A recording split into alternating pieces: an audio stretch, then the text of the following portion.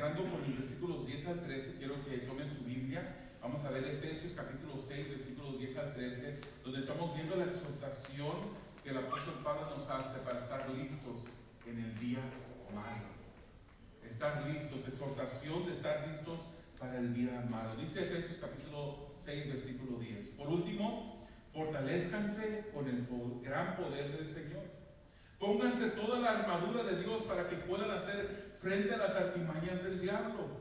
Porque nuestra lucha no es contra seres humanos, sino contra poderes, contra autoridades, contra potestades que dominan este mundo de tinieblas, contra fuerzas espirituales malignas en las regiones celestes. Por lo tanto, pónganse toda la armadura de Dios para que cuando llegue el día malo puedan resistir hasta el fin con firmeza. Este mensaje se titula La guerra más grande de todas. La guerra más grande de todas es la guerra que estamos luchando nosotros como cristianos. Somos personas que estamos enfocados en una guerra espiritual día tras día. Estamos librando una batalla. Aunque no es una batalla de vida o muerte en el sentido espiritual. Hay personas que creen que la salvación se puede perder. Yo respeto esa posición de las personas. No es algo por el cual nosotros nos vamos a pelear, ¿verdad? No nos vamos a dividir por esas cosas. Yo entiendo por la palabra del Señor que nuestra salvación es una salvación que Él nos ha regalado y es algo en lo que podemos estar parados seguramente, sin temor a perderlo. Y para eso veo que nos dice Romanos capítulo 8, ahora pues no hay ninguna condenación para los que están en Cristo Jesús. Nos dice al final de ese mismo capítulo 8 de Romanos, ¿quién nos podrá separar del amor de Cristo? Y menciona diferentes cosas que posiblemente alguna persona pueda decir, eso me puede separar. Y el apóstol Pablo termina diciendo, ninguna cosa creada me puede separar del amor de Cristo. Vemos como dice Filipenses capítulo 1, versículo 6, que estoy persuadido de esto, que el que comenzó la buena obra en mí, si Dios comenzó una obra en ti porque te ha salvado, Él la va a terminar, decía el apóstol Pablo. Estoy persuadido, convencido de esto. En 1 de Pedro capítulo 1, versículo 5 nos dice que a quienes el poder de Dios protege mediante la fe hasta que llegue la salvación que se ha de revelar en los últimos tiempos. El poder de Dios es tal que te puede preservar en tu salvación hasta ese día final. También nos dice Hebreos capítulo 7, versículo 25, por eso también puede salvar por completo a los que por medio de Él se acercan a Dios, ya que vive siempre para interceder por ellos.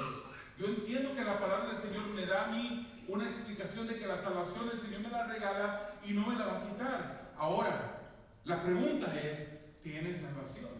Hay personas que profesan ser cristianos, pero que no viven de acuerdo a esa profesión que profesan.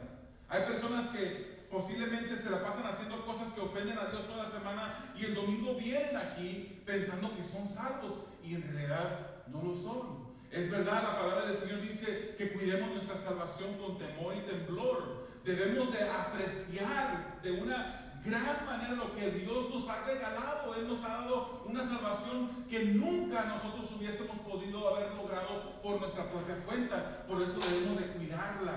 Por eso nuestra santificación está en efecto desde que fuimos salvos. Santificación es que el Señor nos está limpiando, nos está moldeando, nos está quitando las cosas que no le agradan a Él. Vamos en santificación. Y aunque esa santificación enteramente depende de Dios, Dios también nos llama a nosotros como cristianos a esforzarnos, a hacer un esfuerzo, a buscar la paz y la santidad en la cual nadie verá al Señor. Debemos de entregar nuestra voluntad a Dios para que en verdad esa salvación que decimos tener, en verdad se refleje en nuestras vidas. Hay personas que posiblemente un día venían a la iglesia todos los días, todos los domingos, y cargaban una Biblia, se sabían versículos y se descargaron y se fueron y ya no volvieron. No volvieron, dice la Escritura, porque nunca fueron de nosotros. Esa es así tiene la palabra. Si usted cree que la salvación se puede perder, no es un punto central dentro de las Escrituras, no es para dividirnos, pero yo entiendo de esa manera. Estamos luchando, estamos llevando una lucha con el enemigo que más nos odia. Más nos odia. Muchas veces podemos pensar que el enemigo, y hay de repente, una cosa le voy a decir, y hay de repente hay en unas iglesias que se cantan algunas alabanzas, por ejemplo, písale la cabeza al diablo, se ponen, hoy vamos a hablar de nuestro enemigo, porque necesitamos conocer quién es nuestro enemigo.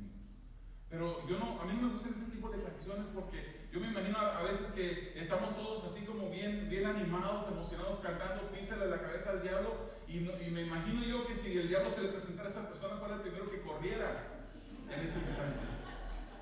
Hermanos, tenemos a un enemigo al cual no debemos de temer, pero es un enemigo real, es un enemigo poderoso. Es un enemigo que le gustaría vernos a nosotros fallarle a Dios, pecar en contra de Él. Estamos librando una lucha con un enemigo que nos odia terriblemente, nos aborrece.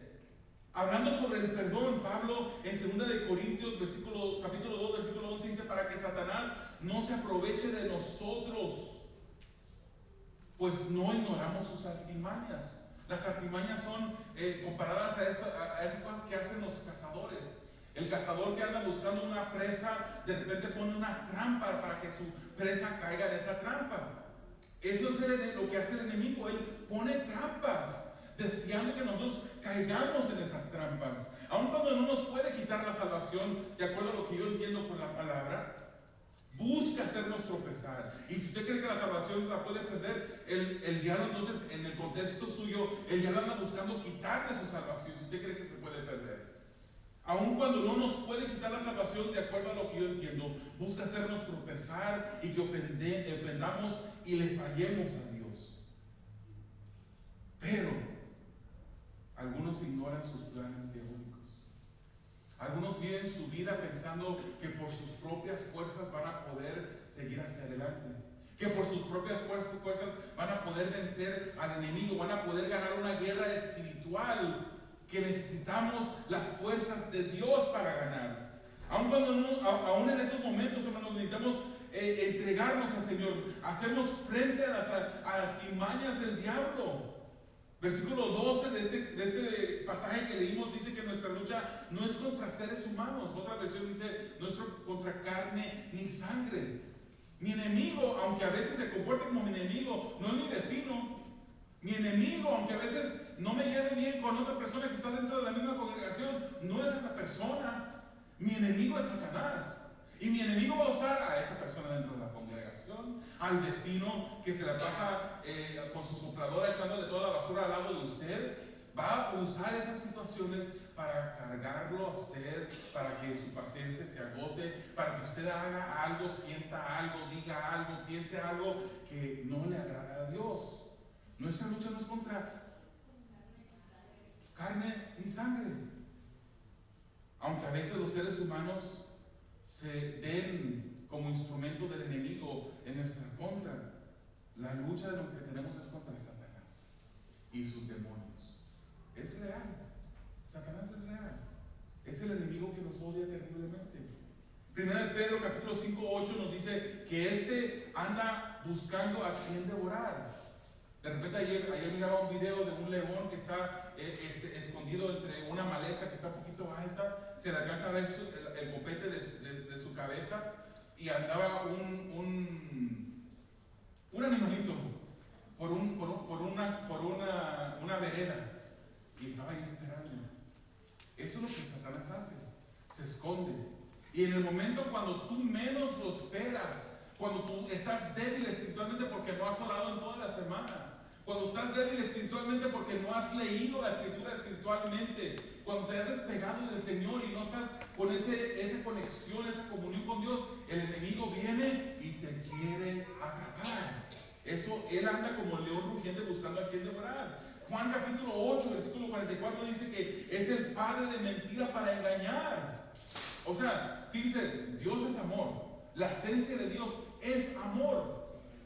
No es que Dios tiene amor, Dios es amor. A Satanás se le describe como el padre de mentira. Su esencia es mentira. Él es un mentiroso. Él quiere engañarnos. Por eso 2 Corintios 4:4 dice que Él causa ceguera al incrédulo. Él es la causa de las personas que no han conocido al Señor, que nunca han venido a arrepentirse delante del Señor. Él es la causa de la ceguera de esas personas que dicen: yo no ocupo a Jesús, yo tengo una vida, yo estoy viviendo bien. Según de Tesalonicenses 2:9 nos dice que en los últimos días Él incluso hará señales y maravillas. Usted no se deje engañar cuando usted mire algo que de repente un milagro. Hermanos, hay lugares que se llaman iglesias donde de repente empiezan a manifestarse cosas que en realidad no le están trayendo gloria al Señor, que más bien están exaltando y levantando al hombre, y las personas miran: wow, qué cosas ha hecho esta. El enemigo también puede hacer señales y maravillas. Cuando usted mira un milagro, Dios es un Dios de milagros. Dios continúa obrando, Dios continúa sanando, Dios continúa extendiéndole un pie corto a otra persona. Si Él quiere, de soberano, Él es poderoso, lo puede hacer. Pero miremos si en verdad la gloria se la está llevando Dios o se la está llevando la persona que dice estar siendo usado por Dios. Y hay otros lugares, donde otros contextos, donde el enemigo obra señales y maravillas. Es el tentador para hacernos pecar. ¿Qué hizo con Jesucristo? Después de estar ayunando 40 días, el Satanás se le presentó al Señor y lo tentó. Así nos dice Lucas, Mateo 4. Lucas 22 también nos dice que tentó a Judas para que traicionara y vendiera a nuestro maestro. Satanás es peligroso, hermanos. Es peligroso. No debemos de mirarlo como cualquier persona. No tenerle miedo, ¿verdad que no? No le tenemos miedo. Sabemos que el que está con nosotros es mayor, es más poderoso. Pero tenemos que no cuidarnos de él también. La estrategia de la batalla de los hijos de Dios no es de retroceder, no es de autoprotección. ¿Cuándo ha visto usted alguna vez alguna batalla de un ejército que en lugar de avanzar, retroceden y solamente se esconden detrás de las peñas? Nunca. Un ejército que está batallando, que está luchando, avanza hacia el frente. Se defiende, es verdad, pero también tiene ofensiva para poder vencer al enemigo. Primera de Pedro, capítulo 5, versículo 9 dice: resístanlo, manteniéndose firmes en la fe, sabiendo que sus hermanos en todo el mundo están soportando la misma clase de sufrimientos. Aquí el punto clave para el contexto del mensaje es: resístanlo. Tenemos que resistir al enemigo. Santiago 4:7 dice: así que sométanse a Dios, resistan al diablo y huirá de ustedes. Por eso el versículo 10 dice: fortalezcanse con el gran poder de Dios. Hay una responsabilidad de nosotros de esforzarnos.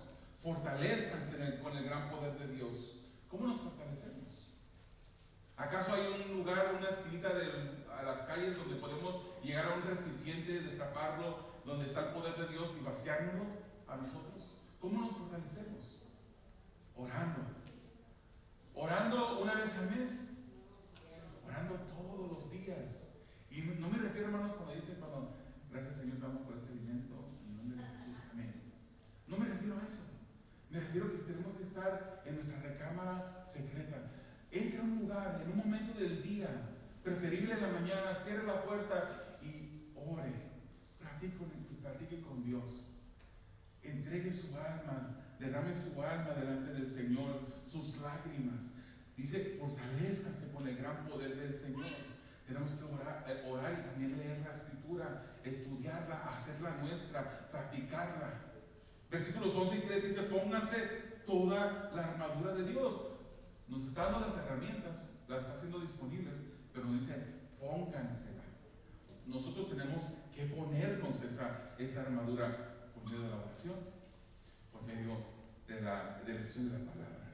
Entonces, esa es la responsabilidad del cristiano, es tomar parte de esta santificación. Una vida de comunión con Dios constante te va a poner tu piel espiritual gruesa. Y cuando venga el enemigo y mande flechas encendidas, como vimos en el video al comienzo, esas flechas te van a llegar a ti, pero van a rebotar. No van a profundizar, no van a llegar. El versículo 13 nos dice que se nos manda a ponernos la armadura. No por si llega el día malo. Dice para que estemos listos cuando llegue el día malo. Hay dos tipos de cristianos en este lugar en este momento. Están cristianos que están pasando por una situación difícil, una prueba, una tormenta en este momento.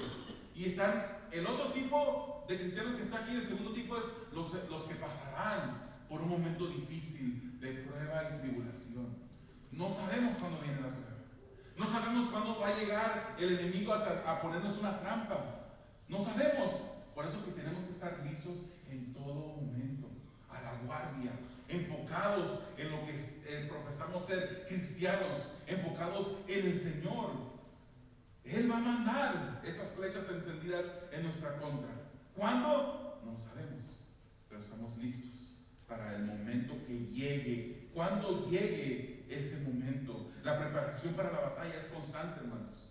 En la guerra siempre hay centinelas a la guardia, vigilando para cuando se vea un movimiento del enemigo. Hoy en día hay tanta tecnología que no hay centinelas en una torre, pero hay tecnología que ya están, el ejército está vigilando por medio de tecnología al otro ejército. En la guerra, hermanos, tenemos que estar siempre a la vanguardia. Estamos más cerca de ese día, hermanos, cuando culminará toda la batalla.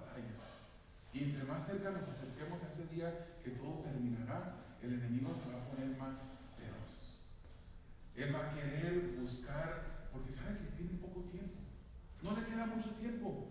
Tenemos que mantenernos vigilantes. Lucas 21:36 dice: manténganse despiertos y oren para que puedan escapar de todo lo que está por suceder. Esto es el Señor Jesucristo invitando a sus discípulos a que estuviesen en oración.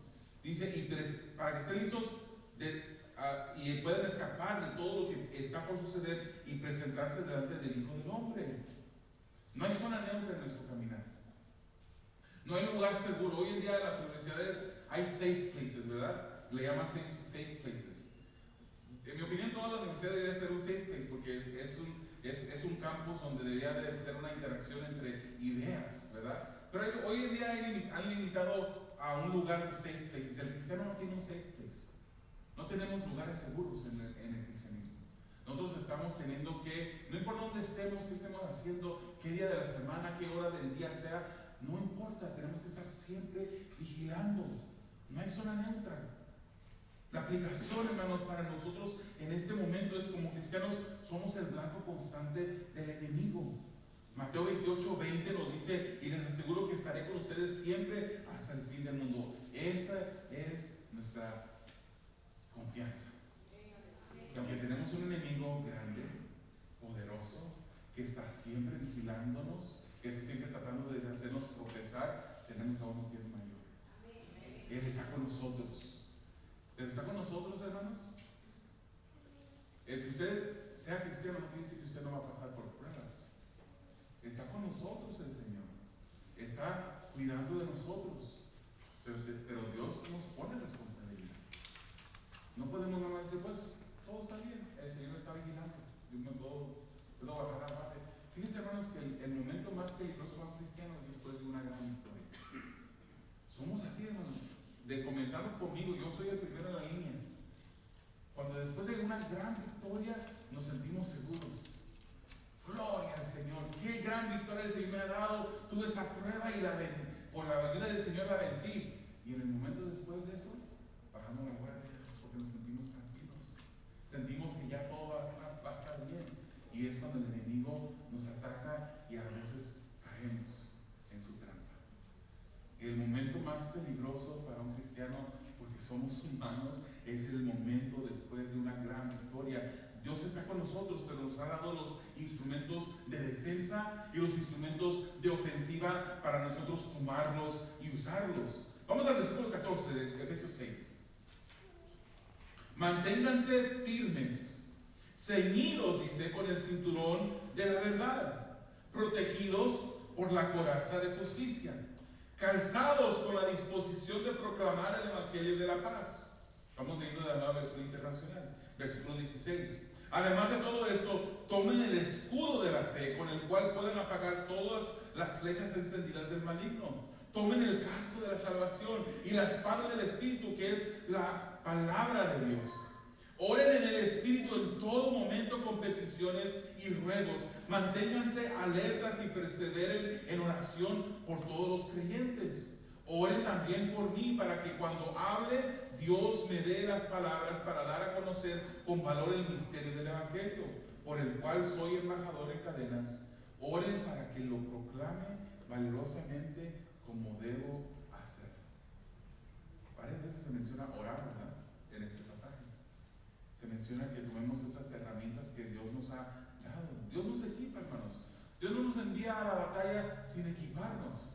Y nos da un equipamiento maravilloso. Salmo 144, versículo 1 nos dice que bendito sea el Señor, mi roca, que adiestra mis manos para la guerra, mis dedos para la batalla. El Señor Dios nos equipa, nos da el equipamiento necesario. Debemos mantenernos firmes. Esa es una acción personal. Es un acto que hacemos en dependencia de Dios, pero con esfuerzo propio. Pablo usa la imagen de un soldado aquí, como vimos en el video. En el versículo 14 nos da la primera herramienta que nos da el Señor. Es ceñirse con el cinturón de la verdad. La verdad. La túnica del soldado era una túnica del cuerpo que era un poquito ancha. Se ponía la túnica antes de ponerse la armadura. Pero a esa túnica él le amarraba un cinturón para que esa túnica estuviese apegada al cuerpo y no fuera un obstáculo en el momento de que se tenía que mover, movilizarse o pelear en la guerra. Tenía que estar con ese cinturón, y nos dice el apóstol Pablo que nos ciñamos, nos amarremos, nos apretemos el cinturón de la verdad. Esa es la verdad que recibimos de la palabra de Dios. Debemos de atesorar su verdad. Nos dice en 1 de Pedro, capítulo 1, versículo 13, eso lo tomé de la Biblia de las Américas, dice: por tanto, ceñid vuestro entendimiento para la acción. Entonces, si vemos lo que nos dice Pablo en Efesios y lo comparamos a 1 de Pedro, capítulo 1, versículo 13, estamos viendo que estamos siendo instruidos a ceñir nuestro entendimiento y ceñirlo con la verdad. La verdad.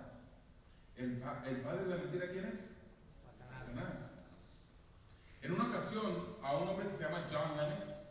John Lennox es yo creo, uno de los hombres más inteligentes del mundo. Es un hombre inteligente, es cristiano. Y en una rueda de prensa, de repente un reportero parece que le pregunta y le dice: ¿por qué es que tú decides servir a un Dios que quiere mantenerte en la oscuridad? ¿Por qué es que sirves a un Dios que le prohibió al hombre comer del fruto de ese árbol del conocimiento? Si tú eres un hombre muy conocedor, ¿por qué le sirves a ese Dios? Él toma una pausa y dice: muy buena pregunta. Y la gente que estaba en la audiencia se rió. Es muy buena pregunta. Imagínense un hombre muy sabio, muy inteligente y sabio a la vez porque es cristiano y Dios le ha dado sabiduría. Dice: muy buena pregunta. La gente se ríe. Dice John Lennox: yo no quiero hacer una observación. La primera persona que hizo, o el primer ser que hizo esa misma pregunta, fue una víbora en el huerto del Edén. Fue esa víbora que fue con la mujer y le dijo: con que Dios os ha dicho que si comen de este árbol, etc. No es verdad, sino que sabe Dios. Cuando el enemigo, le ponemos atención, el enemigo es el primero que va a querer usar las escrituras para torcerlas. La hizo desde el huerto del Edén. Dice John Lennox: el primero que hizo esa pregunta fue una víbora. Dice: esa fue la mentira original.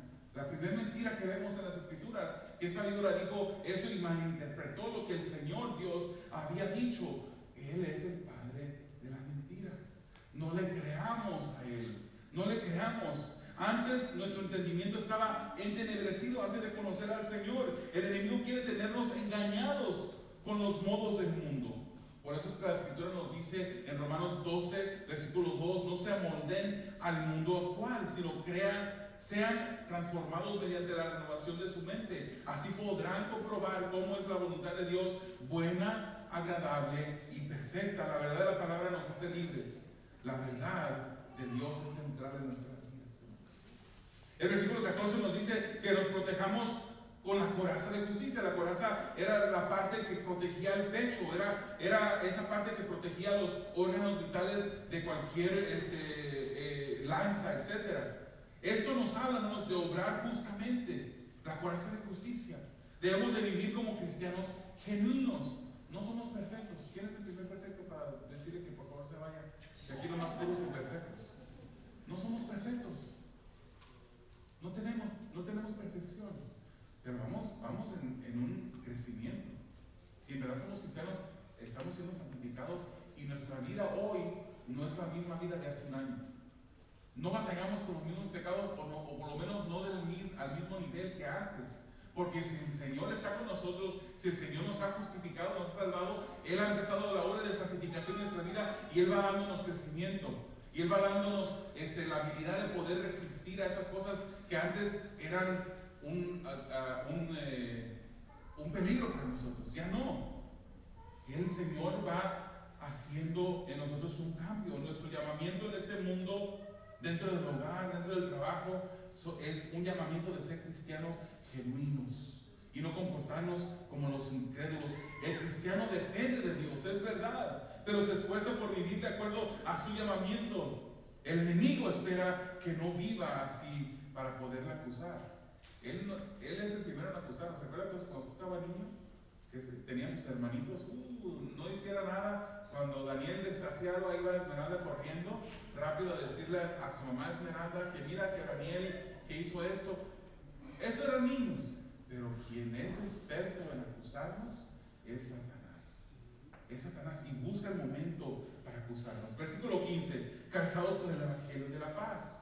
Esas eran las sandalias del soldado romano. Era una media bota con tachuelas por debajo, y esas tachuelas le daban más movilidad, le daban tracción, le daban estabilidad en el momento que tenía que moverse y luchar.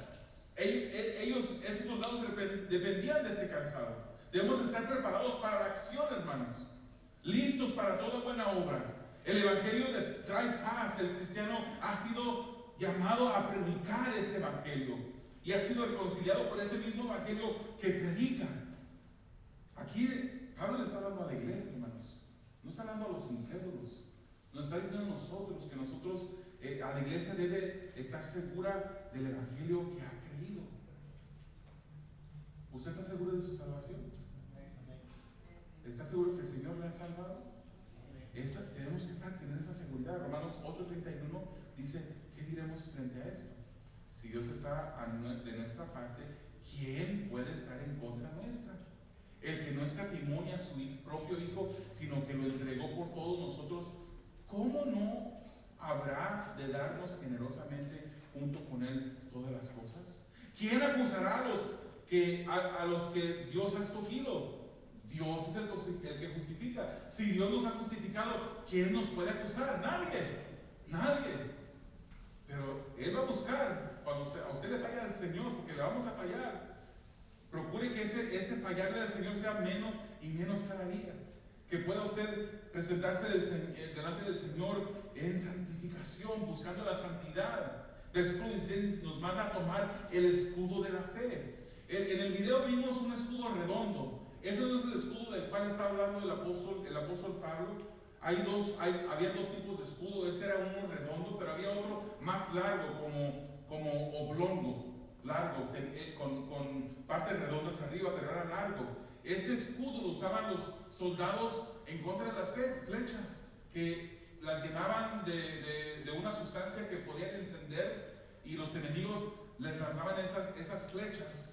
Y ellos se protegían en formación contra esas flechas. Eso es lo que el apóstol Pablo nos está mandando, a que nos tomemos ese escudo de la fe. La fe nos va a ayudar a depender de Dios y va a ser una defensa en contra de las flechas encendidas que el enemigo nos va a mandar. El enemigo quiere engañarnos, quiere desalentarnos, quiere hacernos desconfiar de Dios, quiere movernos a pecar. Pero esta fe, ese escudo de la fe, es por medio del cual nosotros podemos tener confianza en Dios y sus promesas. Y cuando el enemigo te diga, tú no puedes, cuando el enemigo te diga que Dios ya no está contigo, tú vas a pararte firme en esa fe y vas a defenderte en contra de lo que el enemigo quiere hacer. Salmos 121 dice, a las montañas levanto mis ojos. ¿De dónde ha de venir mi ayuda? Mi ayuda proviene del Señor, que hizo los cielos y la tierra. Recuérdate eso siempre, hermanos. Recuerda, yo crecí con la Reina Valera. La Reina Valera dice, alzaré mis ojos a los montes. ¿De dónde vendrá mi socorro? Mi socorro viene de Jehová, que hizo los cielos y la tierra. Cuando estemos en necesidad, podemos hacer la pregunta. No está mal que usted haga una pregunta como el salmista. Alzaré mis ojos a los montes. ¿De dónde vendrá mi socorro? Pero el mismo salmista, con esa fe, él decía, mi socorro, mi ayuda, mi sostén, mi victoria viene de Jehová.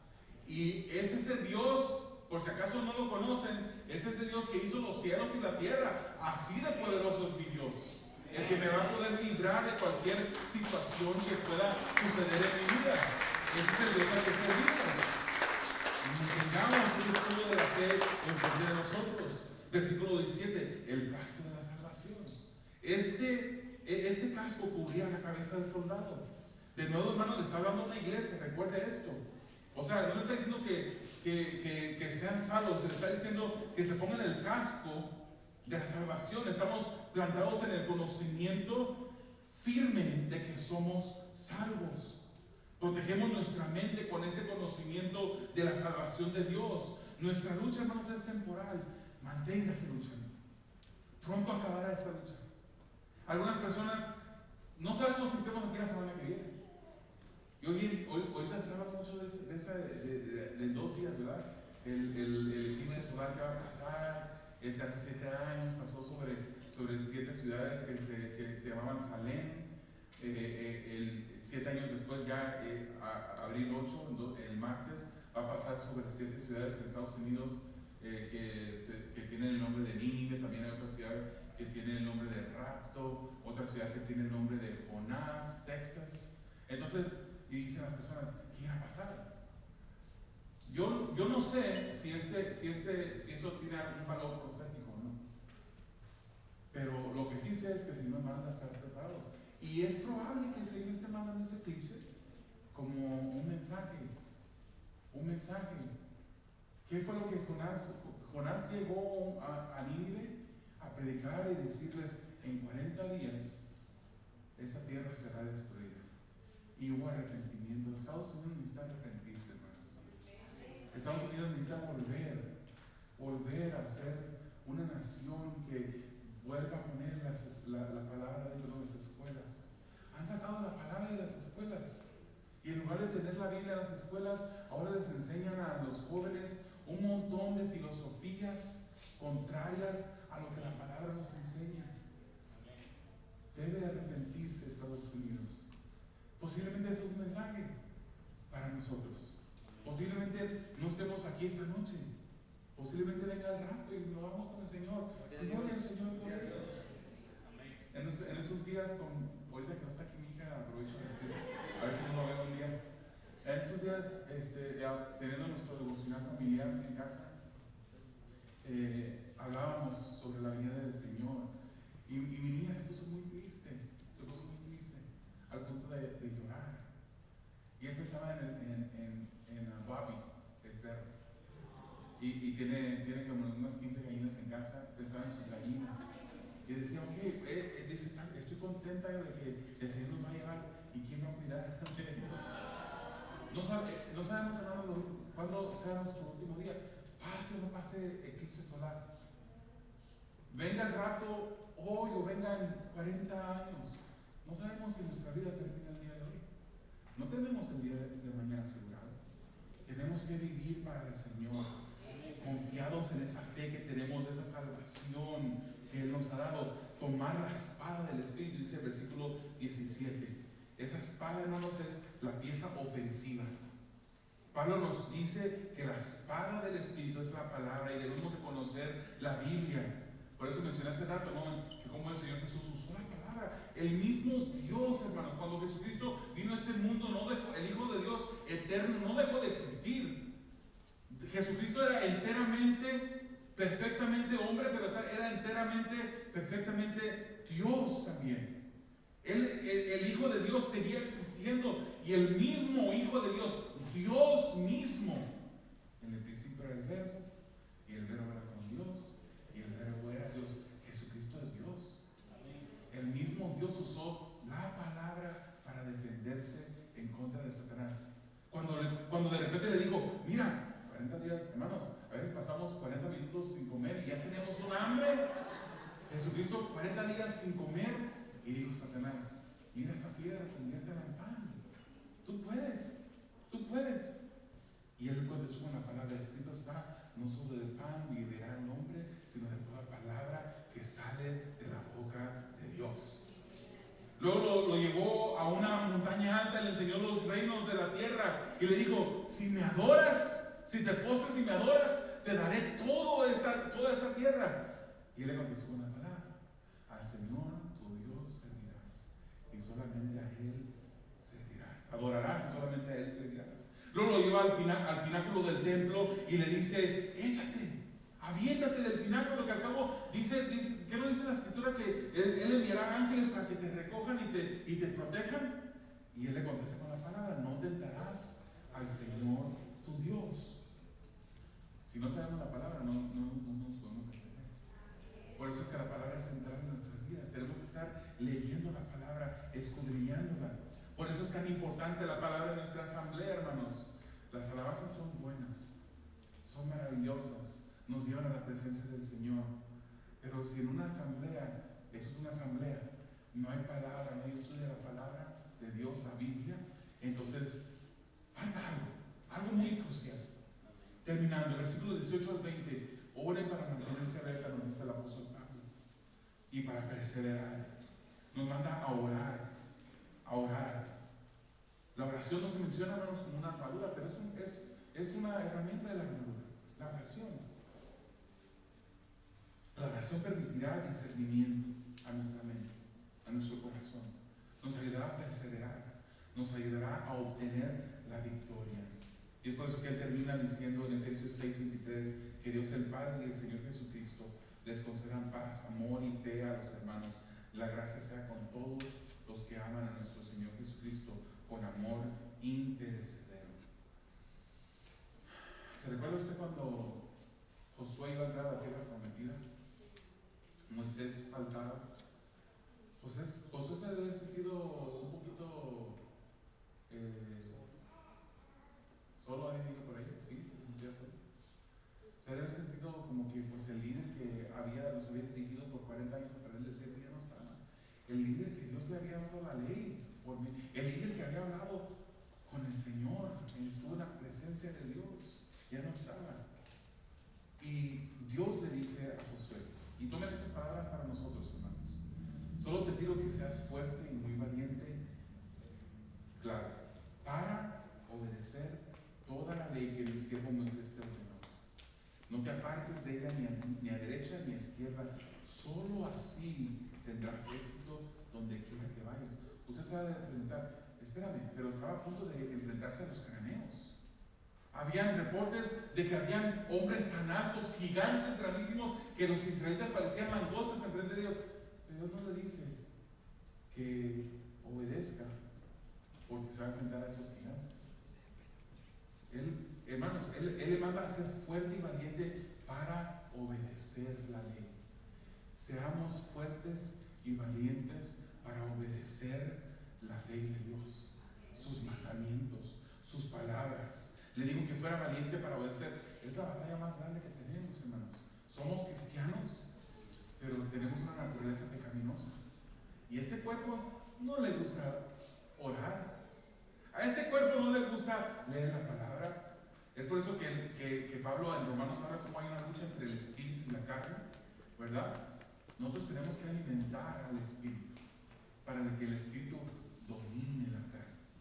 Porque si no alimentamos al Espíritu con la palabra y con la oración, la carne va a empezar a dominar el Espíritu. Y vamos a empezar a tomar decisiones en nuestras vidas que nos van a afectar por un tiempo largo. Nos van a traer tristeza, nos van a traer derrota. Ningún soldado, ¿cuántos somos soldados aquí? Dice la Escritura, ningún soldado, en 2 Timoteo 2:4, ningún soldado que quiera agradar a su superior. ¿Quién es su superior? Dios. Ninguno se enreda en cuestiones civiles. Nuestro enfoque es la guerra espiritual. Tenemos un enemigo formidable. Formidable quiere decir que es un enemigo real, que es un enemigo que hay que cuidarnos de él. Pero tenemos a un Dios maravilloso, que nos ha dado las herramientas y tenemos que poner nuestro esfuerzo. No vivas, por favor. No sigas viviendo una vida de cristiano débil, que das un paso y cometes un error, que vuelves y caes en la misma situación, que vuelves y caes en el mismo pecado. Toma las herramientas que el Señor te ha dado. Honremos a Dios, sirvámosle a Él, obedezcámosle. Amado Dios, te damos gracias. Que esa palabra, Señor, sea una palabra que nosotros podamos poner por obra en todo momento. Yo oro por mis hermanos que están en este lugar, Señor. Hijos tuyos. Señor, pon en cada uno de nosotros ese amor por tu ley. Pon en nosotros ese amor por obedecerte. Señor, una de las marcas distintivas, como tú nos enseñas, una de las marcas distintivas de que somos tus hijos es la obediencia hacia ti. Ayúdanos a obedecerte. Ayúdanos a amar, como el salmista decía, oh, cómo amo yo tu ley. Y mi meditación es en ella todo el día. Señor, ayúdanos a entregarnos a ti, que nuestra voluntad se someta a ti, Señor. Ayúdanos a honrarte, a obedecerte, a amarte, a cuidarnos unos a los otros, a amarnos unos a los otros. Te lo pedimos creyendo que tú lo puedes hacer y ayudándonos a nosotros, Señor, en dependencia a ti, tomar de esas herramientas que tú nos has dado para caminar victoriosamente en esta, la guerra más grande